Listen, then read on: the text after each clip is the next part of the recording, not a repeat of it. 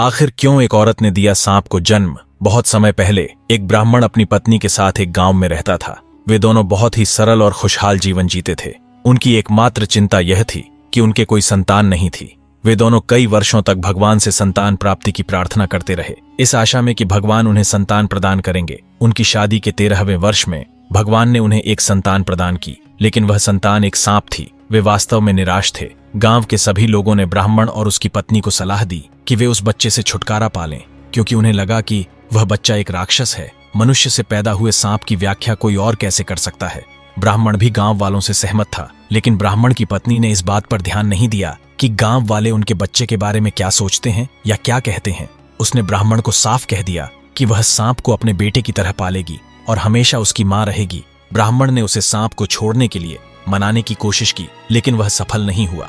आखिरकार वह भी मान गया और इस बात पर सहमत हो गया कि सांप को उनके बेटे की तरह पाला जा सकता है। ब्राह्मण की पत्नी यह सुनकर खुश हुई। उसने ऐसी व्यवस्था करनी शुरू कर दी कि सांप उनके घर में आराम से रह सके।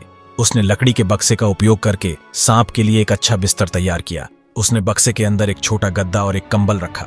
उसने सांप के खाने पीने के लिए नए बर्तन खरीदे। उसने घर के फर्श और दीवारों पर सभी छेदों को बंद कर दिया, ताकि सांप गलती से घर से बाहर न निकल जाए और किसी खतरे में न पड़ जाए।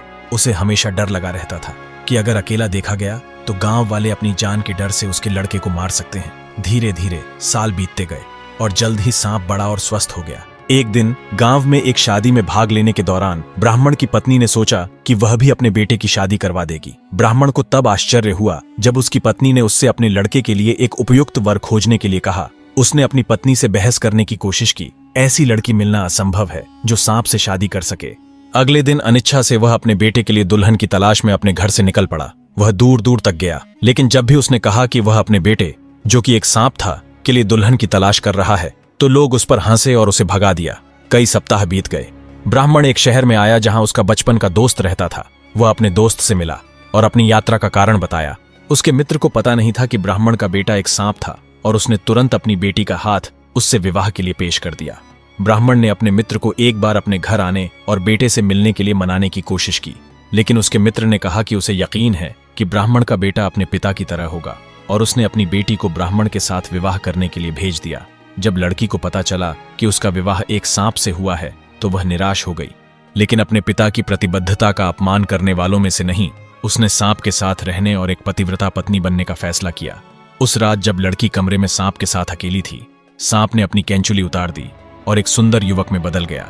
उसने अपनी पत्नी से कहा कि उसे एक श्राप है कि वह तब तक सांप की कैंचुली से बाहर नहीं आ सकता जब तक कि वह किसी लड़की से शादी नहीं कर लेता।